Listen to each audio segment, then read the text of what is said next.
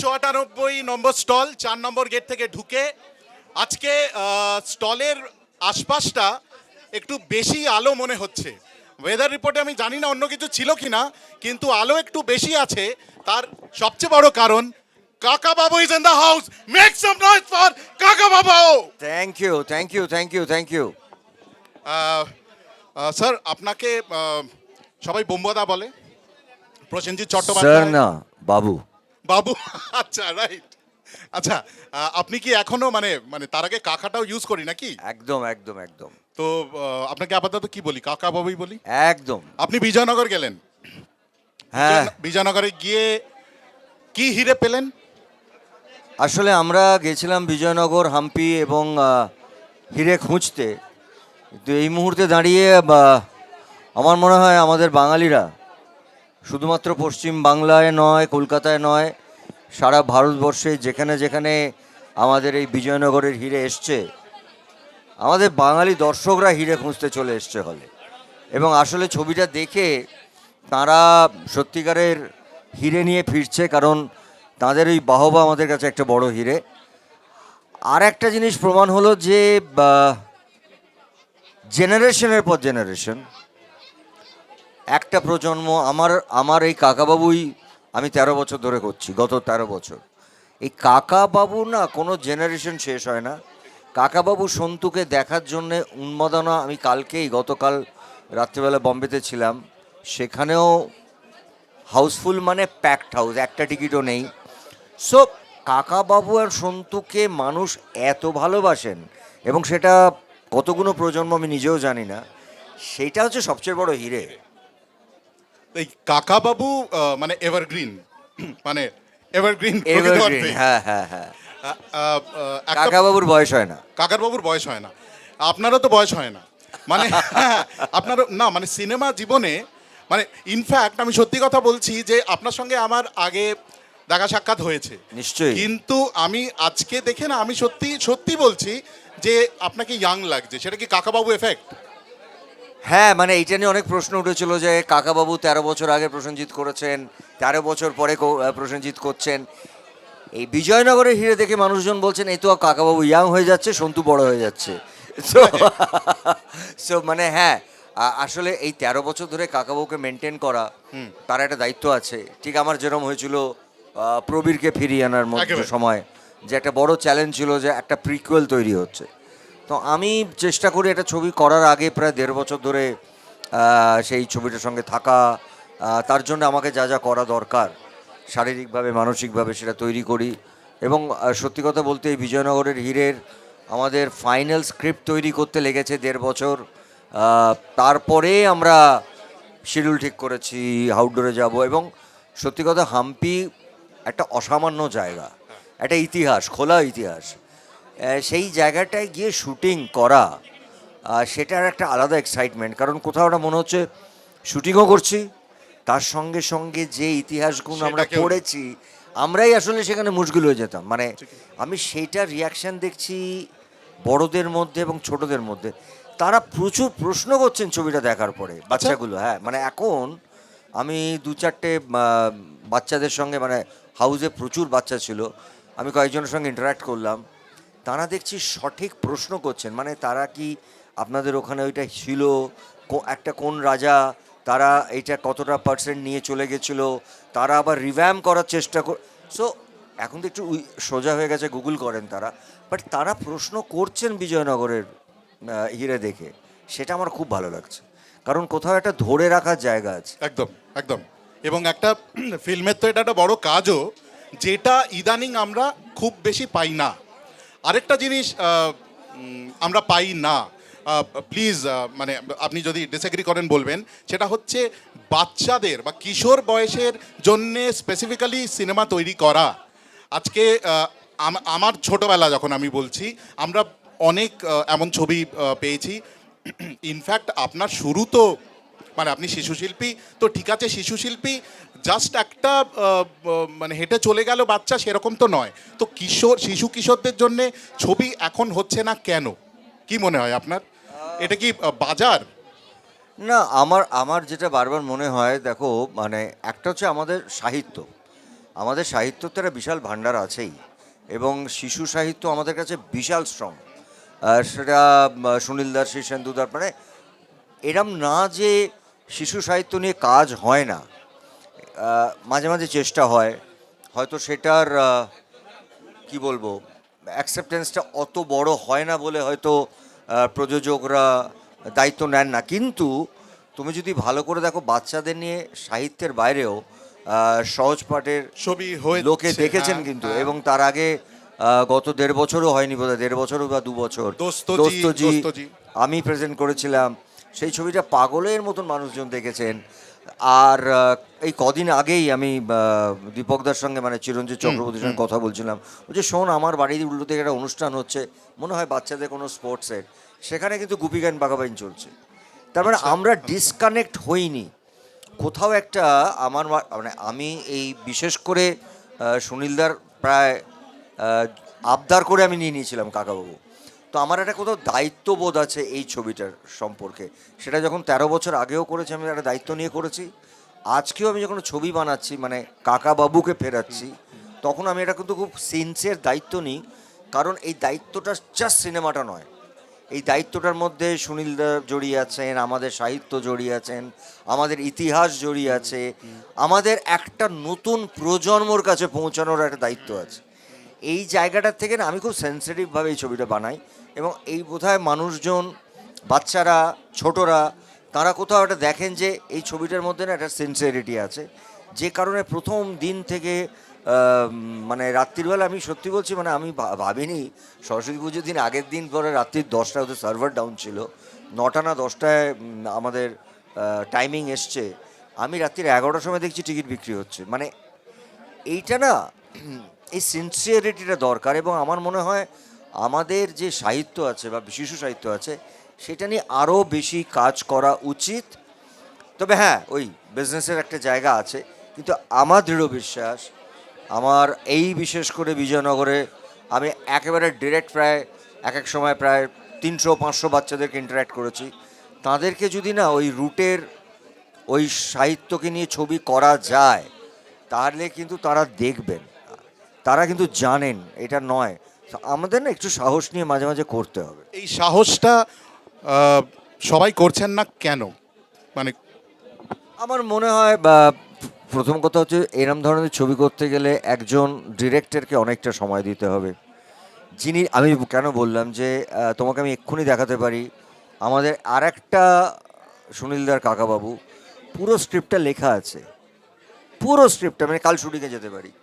কিন্তু আমরা আবার বসে দেখলাম যে আমাদের সবার মনে হলো, এবং আমাদের বেশ কিছু যারা সাহিত্য নিয়ে আরও বেশি পড়াশোনা করেছেন জানেন, তাদের সঙ্গে বসে সবাই বলল এক কথায়, বিজয়নগরের হিরেতে গল্প হচ্ছে সব থেকে স্ট্রং, এবং সুনীলদার প্রথম দিকের 5টা কি 10টা বেস্ট, তার মধ্যে বিজয়নগর।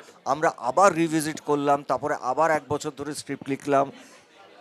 এই এই জার্নিটার সঙ্গে থাকতে হবে এই একজন। জার্নিটার জন্য আজকে ছবিটা এত রমরম করে, মানে একটা ছবি করব বলে ছবি করা যাবে এই ধরনের ছবি। তো আমার মনে হয় শীর্ষেন্দুদার একটা গল্প নিয়ে অনিন্দই করলো বোধহয়, না? মনোজ অদ্ভুত বাড়ি। হ্যাঁ, সেই ছবিটা খুব ভালো হয়েছিল। কিন্তু ওই একটা ছবি বানিয়ে মানুষের কাছে যদি আমরা এরকম 2-1টা শিশু সাহিত্য নিয়ে ছবি করে, আজকে কাকাবাবু আমার মনে হয় সব থেকে বড় এক্সাম্পল। 13 বছর আগে যার হয়তো 10 বছর বা 12 বছর বয়স ছিল, তার আজকে প্রায় 23 বছর বয়স। কিন্তু তাহলে কারা দেখছেন? তাহলে আর একটা প্রজন্ম দেখছেন।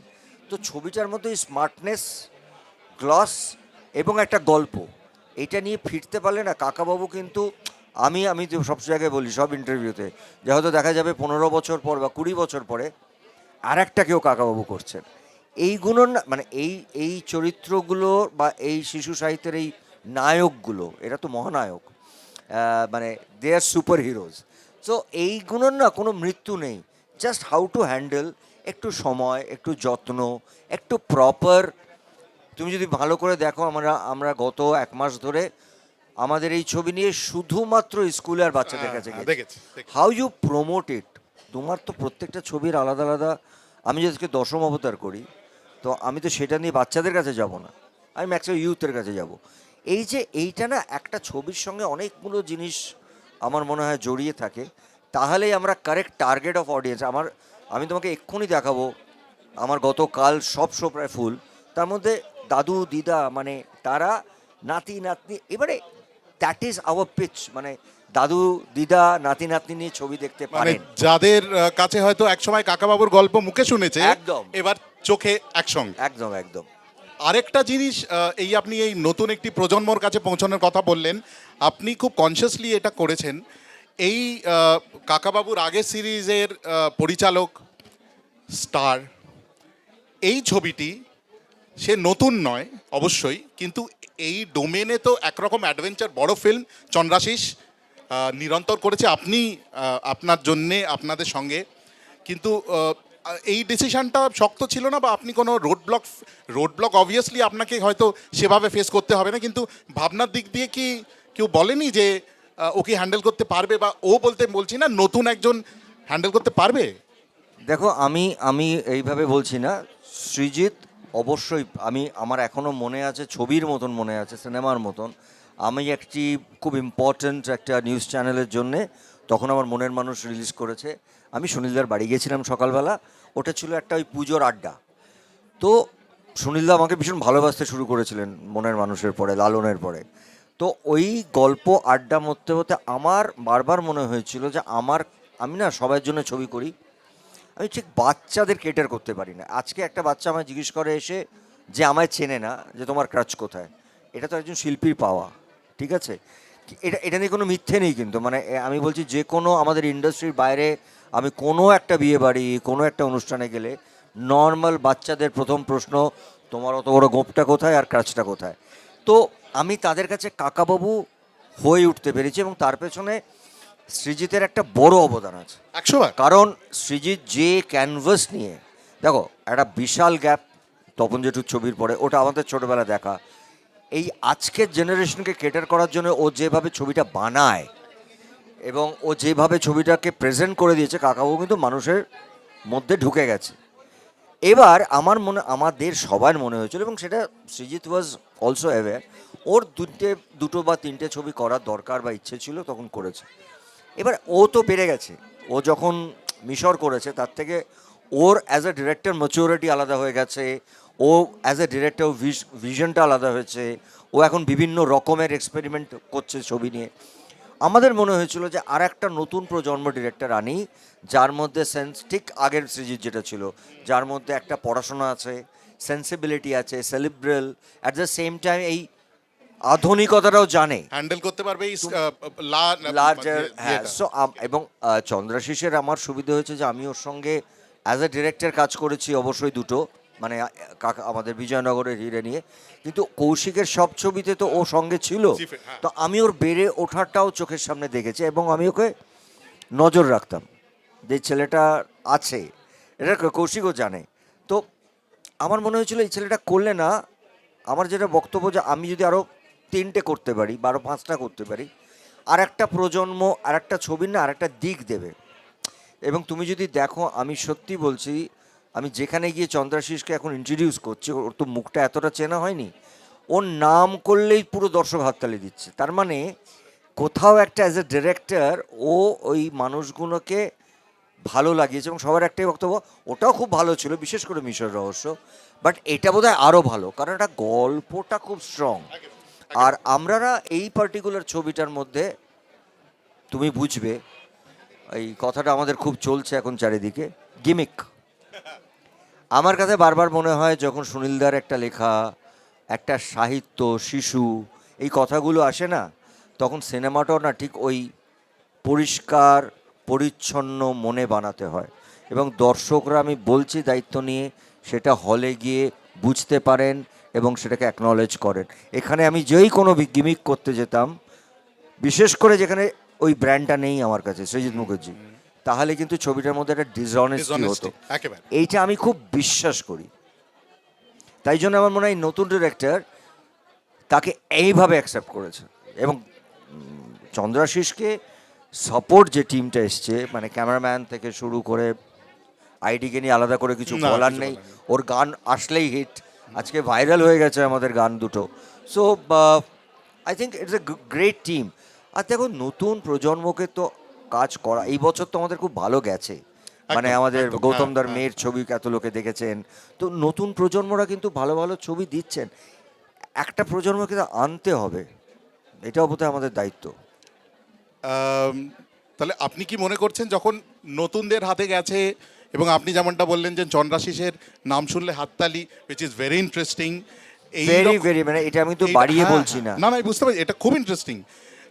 মানে দু তিনজন আমরা জানি ডিরেক্টর যাদের তুমি নামে যদি ভালো করে রিভিউ দেখো, মানে দর্শকের রিভিউ বলো বা আমাদের যারা ইন্ডাস্ট্রি, চন্দ্রশিসকে আলাদা মেনশন করছে, মানে that is a achievement, right? অবশ্যই অবশ্যই, এবং যে এই ধরনের ছবি প্রথম করছে সে, তো এই রকম একটা পজিটিভ জায়গায় আপনার কি মনে হয় যে কাকাবাবুর ব্র্যান্ডটাকে যদি আরো বড় করা যায়, তাহলে কি হিন্দি হতে হবে, হওয়া উচিত, নাকি না হলেও হয়? দেখো আমি খুব দায়িত্ব, দেখো আমি কোনো ঢেকে ঢুকে কথা বলি না বা বলতে চাই না।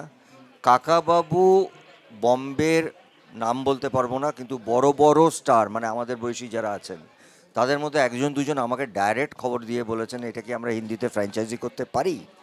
এই তো দ্যাটস এ স্কুপ।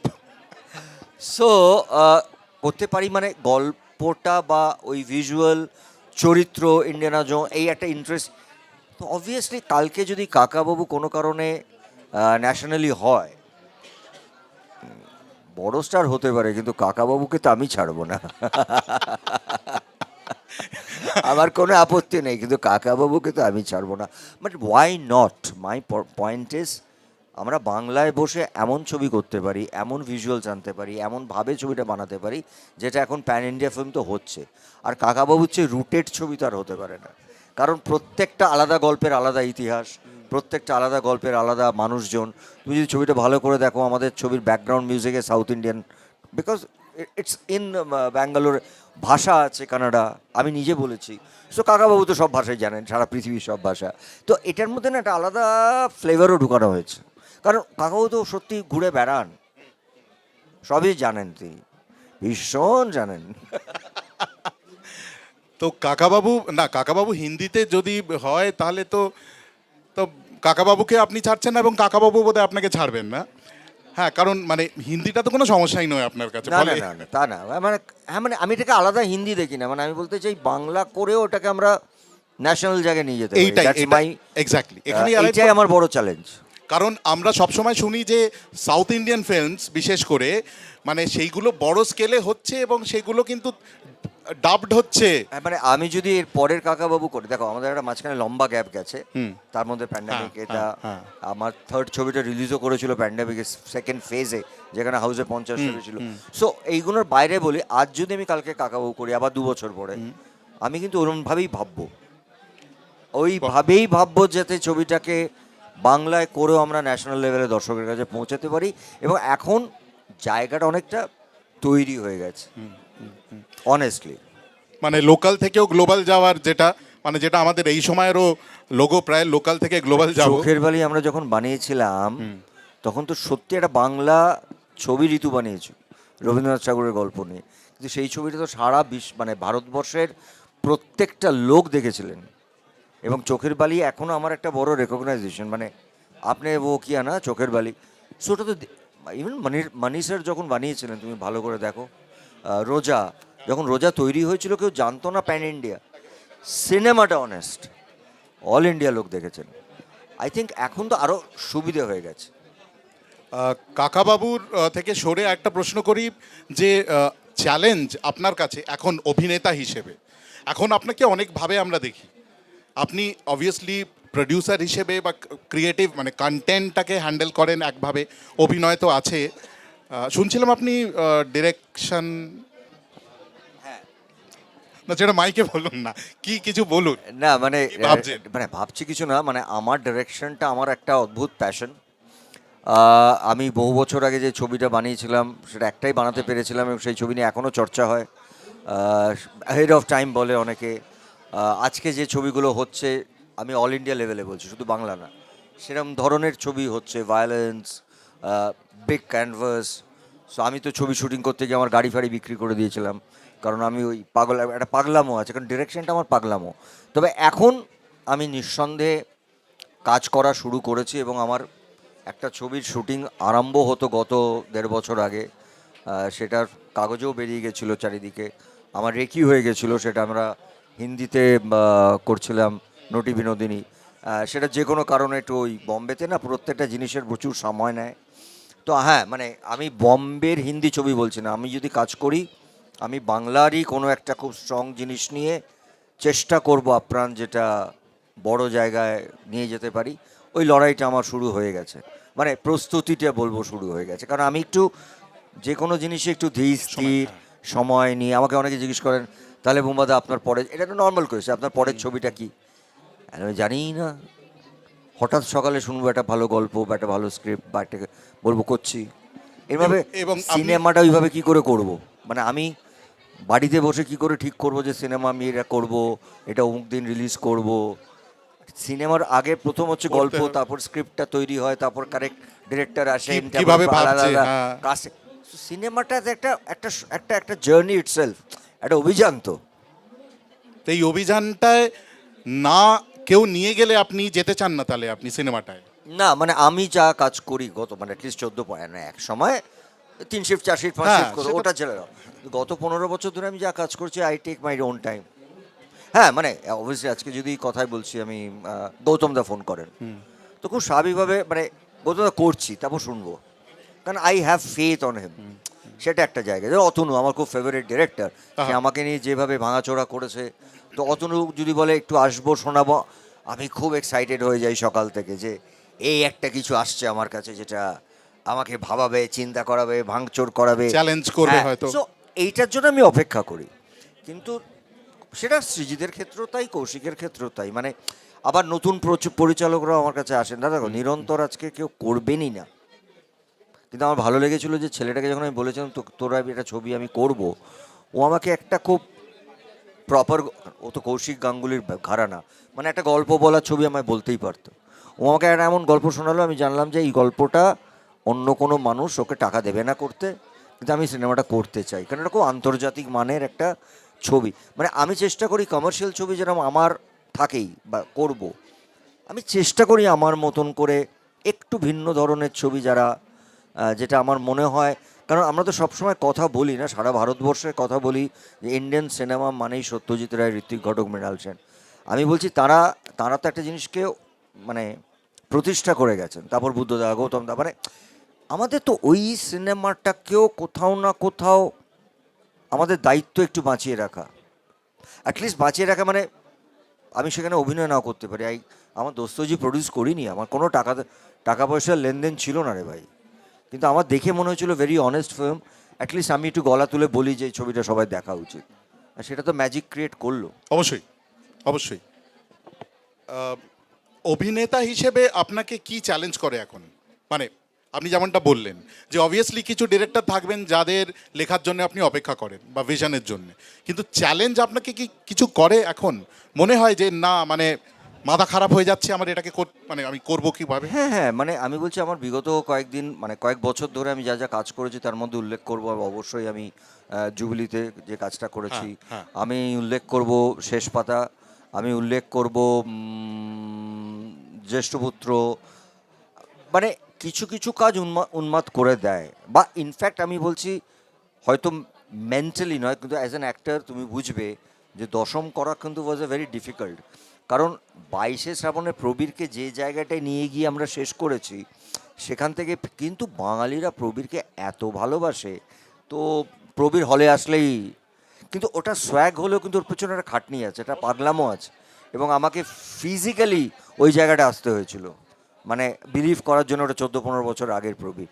তো আমার কাছে প্রত্যেকটা জিনিসের একটা চ্যালেঞ্জ আছে, আর খুব চ্যালেঞ্জ না হলে, অনেকে ভাবেন কাকাবাবু খুব সহজ, কিন্তু তুমি ভাবো একটা 13 বছর আগে একটা জিনিসকে আমি তৈরি করেছি একটু, আমি এবং সৃজিত, এবং ওটা তো একটা পড়লে আমাদের চোখ বন্ধ হলেই চরিত্রটাকে দেখা যায়। আমি সেটাকে তৈরি করে করে করে একটা মানুষদেরকে, একটা প্রজন্মকে ভালো লাগিয়েছি, সেটা 13 বছর পরে সেই কাকাবাবুটা তো পাল্টাতে পারে না। তার যে ওয়েট, সেই যে পাহাড়ের পাশে দাঁড়িয়ে মৃত্যুর সামনে দাঁড়িয়ে ও মজা করবে, একটা গোপের তলায় একটা হাসি থাকবে, এই যে বানানোটা, সেই বানানোটা তো আমাকে আবার ফিরিয়ে আনতে হবে, এবং সেটা in a gap of around 3 years 4 years. So সেটাও তো একটা আর একটা, মানে আবার ফিরে আসা, ওই ক্রাচ নেব, এবং আজ অবধি আমাকে কেউ বলতে পারেনি যে এই জায়গাটা দেখা গেছে, বুম্বাদাকে দেখে মনে হচ্ছে এটা ক্রাচ নয়, কারণ আমি হাঁটতাম, শুতাম, ওয়াশরুম যেতাম, স্নান করতাম, গাড়িতে উঠতাম ওই ক্রাচ নিয়ে, লিটারালি করতাম, ওটা আমার সঙ্গী। এখন ক্রাচ দিলে আমি বলি আমার হাতটা দাও, ওটা আমার এখন সঙ্গী হয়ে গেছে। আচ্ছা, আম, আপনার মন খারাপ হয় এখন যা পারিপার্শ্বিক অবস্থা বাংলা ছবির? নিশ্চয়ই হয়। দেখো, মন খারাপ তো আমাদের সব সময় হয়, কারণ মন খারাপ আমাদের একটা পরিবারে থাকতে গেলেও অনেক সময় আমাদের ভালো লাগে না যেটা বাড়িতে হচ্ছে। অনেক সময় মনে হয় দূর, আমরা এখান থেকে চলে যাই, একটু বাইরে যাই, কিন্তু তাও তো যাওয়া যায় না, কারণ আলটিমেটলি তো এটা পরিবার। সো হ্যাঁ, যেগুলো হচ্ছে সেইগুলো নিয়ে আমি যে খুব আনন্দিত সেটা বলবো না, তবে আমার একটা ভীষণ পজিটিভ, আমি মানুষটাই খুব পজিটিভ। আমি কারোর নেগেটিভিটিতে থাকিও না, আর নেগেটিভ আমি বিশ্বাস করি না। আমি এটাই বলি যে যেটা হচ্ছে, আমি বারবার সব ইন্টারভিউতে বলেছি যে একদিন সকাল 10টার থেকে সবাই মিলে ব্রেকফাস্ট দিয়ে শুরু করো, ডিনারে শেষ করো, তোমাদের এই সমস্যা মিটে যাবে। You all have to be together. এই টুগেদারনেসটা না লাইফে, বিশেষ করে আমরা যে যে যে ইন্ডাস্ট্রিটায় কাজ করি, এই প্লেয়ারদের মতন তুমি দেখবে ক্রিকেট খেলা খেলতে খেলতে একটা গ্রুপ টিম একেবারে। কেন মনে হয় ভেঙে যাচ্ছে, আবার ওরা ওই টিম ওয়ার্কটা তৈরি করে। আমরা যে মুহূর্তে আবার টিম ওয়ার্ক তৈরি করবো না, তুমি দেখবে হাউস থেকে তো আর তুমি হাউসফুল বডি মানে নামাতে পারবে না। টিম ওয়ার্কটা মানুষজন বুঝতে পারেন। মানে মানে অনেকের কাছে শুনেওছি, অবভিয়াসলি আপনার কানেও গেছে, যে বাংলা ছবি নিয়ে কিন্তু আসলে একটা লেভেলে একটা কিংবা দুটো ছবিকে নিয়ে উন্মাদনা সৃষ্টি হয়। প্রি ফিল্ম কিছু কিছু ছবি এগোয়, যেখানে আমরা দেখি সেটা পোস্ট ফিল্মও, মানে ফিল্মটার পোস্ট রিলিজও সেটা নিয়ে যায়। বাকিটা একটা কুয়াশার মতন ক্রিয়েট করা হয়, বা লোকে বলে যে অনলাইনে ক্রিয়েট করা হয়, বা অন গ্রাউন্ডও এখন হয়। তো এইটা থেকে বেরোনোর উপায় আপনি বলছেন টুগেদার থেকে, এবং নতুন না, মানে আমার কিরকম বারবার মনে হয়, দেখো দূর ধরনের ছবি এবং এখন না পুরো এই সিনেমার পজিশনিংটা ভীষণ পাল্টে গেছে। মানে আমাদের সময় এটা নিয়ে বললে আজকে এটা বলা হবে এটা ভুল, তা নয়, দুটোই খুব ভালো। এক রকমের ছবি হয় যেটা আমরা আশা নিয়ে, মানুষের ভালোবাসা নিয়ে রিলিজ করি, এবং মানুষজন সেটা দেখতে শুরু করেন, দেখতে দেখতে দেখতে দেখতে দেখতে ছবিটা চারিদিকে, যেটাকে আমরা ওয়ার্ড অফ মাউথ বলি, এটা আজীবন ছিল। আবার এক একটা ছবি আছে আমাকে 3 দিনের ব্যবসা তুলতে হবে, সেটার একটা আলাদা হাইপ, সেটা কিন্তু ন্যাশনালিও হচ্ছে, মানে এটা ওয়ার্ল্ড ওয়াইড হচ্ছে। ইনফ্যাক্ট এটা একটা পুরো, তখন সিনেমা না, ওটা সিনেমার সঙ্গে আরও অনেকগুলো ফ্যাক্টরস আছে, মার্কেটিং, পজিশনিং, পিআর, তারা মিলে ছবিটাকে তৈরি করে লোকের কাছে ওই 1 উইক বিজনেস, তাতে ওরা একটা Let's চলবে সো দিয়ে। It's nothing is wrong. I mean আমাদের দুটোকেই অ্যাকসেপ্ট করতে হবে। বাট আমি ব্যক্তিগতভাবে যেটাকে বিশ্বাস করে এসছি বলেই হয়তো আমি আজও টিকে আছি। আমি আবার ওই কথাটা তোমায় বললাম, তুমিও সিনেমার লোক, ছবির প্রতি যে ছবিই বানাই, ভালো মন্দ যেটাই হোক, কেউ পৃথিবীতে না ছবিটা খারাপ ভেবে বানায় না। সো অনেস্টিটা সব থেকে ইম্পর্টেন্ট। গ্রেট। আপনাকে একটা রিকোয়েস্ট করব, আপনি যদি আমাদের দর্শক এবং শ্রোতা যারাই আছেন তাদেরকে একটু বলেন, তাদের মধ্যে অনেকেই হয়তো ছবি করতে চায় বা লিখতে চায় বা এই জগতে আসতে চায়, ভয় পেয়ে থাকে, আনশিওর হয়ে থাকে, আপনি যদি প্লিজ বলেন। সবসময় তো প্রসেনজিৎ চট্টোপাধ্যায়কে সামনে পাবেই না, তাহলে কি করবে? না না, আমার বলার আলাদা করে কিছু নেই, কারণ এই সময় অনলাইনে আমি আজকে এসেছি, আপনারা আমাদের সঙ্গে আছেন, এখানে এত মানুষ বাইরে আছেন, এবং আপনারা জানেন যে আমাদের একটি ছবি রিলিজ করেছে 23 তারিখে, এবং ছবিটি রম রম করে চলছে, এটুকু আজকের দিনে দাঁড়িয়ে বলা যায়। কারণ আমি ছবি না চললে বলি না আমার ছবি চলছে, এটা আমার অভ্যেস নয়। কারণ আমি সবসময় মনে করি যে আজ আমি এখানে বসে আছি, সেটা আমার এই যে মিডিয়ার বন্ধুরা এত বছর ধরে আমাকে নানান রকমভাবে টুকেছেন, বলেছেন, সেখান থেকে আমি আবার নিজেকে তৈরি করেছি, আমার দর্শকেরও তাই করেছেন। ওটা খুব ভালো কথা বলে, আমি গতকালই উইজলিং উডসের ম্যাস্ট্রো পেয়েছি, কারণ আমি বম্বে ছিলাম, 3-4 জনকে দেওয়া হয়েছে, এবং তার মধ্যে প্রায় 200 স্টুডেন্ট বেরোলো। আপনারা যারা সিনেমায় আসতে চান বা ইচ্ছুক, তাদেরকে একটাই কথা বলবো, এই মুহূর্তে দাঁড়িয়ে আন্তর্জাতিক মানে ওয়ার্ল্ড ওয়াইড একটা ইয়াং ছেলে বা একটা মেয়ের 7 দিনের ভ্যাকেশন হলেও না অডিও ভিজুয়ালের কোর্স করছে। কারণ ultimately audio visual is going to be, আমরা আজকে যা দেখছি বছর 5 বা 10 পরে it's going to be huge. ভারতবর্ষে নয়, সারা পৃথিবীতে সিনেমা যারা বানাতে চাইছেন এখন স্কোপ আরও বেশি। কারণ একটা সময় ছিল শুধু সিনেমা আমরা বানাতাম, সিনেমার ওপরেই আমরা নির্ভর করতাম। আজকে cinema, OTT, television, short films, micro films, গল্প বলার অনেক স্কোপ হয়ে গেছে। Just you need to focus yourself, মানে নিজেকে ফোকাস করা। আর একটা দরকারি কথা আমি সবাইকে বলি, একটা জিনিস, ব্যক্তি হিসেবে একটা ডিসিপ্লিন মেনটেন করা। মানে ডিসিপ্লিনটা জীবনের সব থেকে ইম্পর্ট্যান্ট জিনিস। এবং তার সঙ্গে যে কাজটা, সেটা কেউ একজন মিউজিক করতে পারে, কেউ একজন ডিরেক্টর হতে পারেন, কেউ একটা রাইটার হতে পারেন, কেউ একজন অ্যাক্টর হতে পারেন। তার যে কাজটা, তাকে না মনে করতে হবে ইট ইজ মাই, আমাদের কাছে বাংলা ভাষায় যেটাকে আমরা মন্দির বলি, এর বাইরে কিচ্ছু ভাবতে হবে না। একটা সময় কষ্ট হবে, দুঃখ হবে, হেরে যাবে, কিন্তু সিনেমা না এমনই একটা জিনিস, হঠাৎ 5 বছর পর সিনেমা যা তোমাকে ফিরিয়ে দিতে পারে সেটা তুমি কোনোদিন ভাবতেও পারবে না। ওই ফিরে পাওয়ার জন্য লড়াইটা করতে হবে। Wonderful words, wonderful words. Thank you sir, তো বলতে পারবো না, না কাকা বাবু। কাকা বাবু। আর আমরা আপনাকে জাস্ট একটা ছোট্ট গিফট করতে চাই। সেটা হচ্ছে যে আপনি যেমন নতুনদের পাশে সবসময় দাঁড়িয়েছেন, আমরাও একটি ছোট গল্প সংকলন করেছি, গতবারও এটা হয়েছিল। সেটা হচ্ছে 50টি ছোট গল্প, এবং সেই অর্থে নামকরা কেউ নয়, শুধু 50 জন রাইটার এবং ইলাস্ট্রেটর যাদের নামে সে অর্থে টিকিট বিক্রি হয় না, কিন্তু আমরা ঠিক করেছি যে তাদের নিয়েই আমাদের বাজি। সো সেটা আপনাকে একটু প্রেজেন্ট করতে চাই। খুবই ভালো উদ্যোগ, এটা খুবই ভালো উদ্যোগ।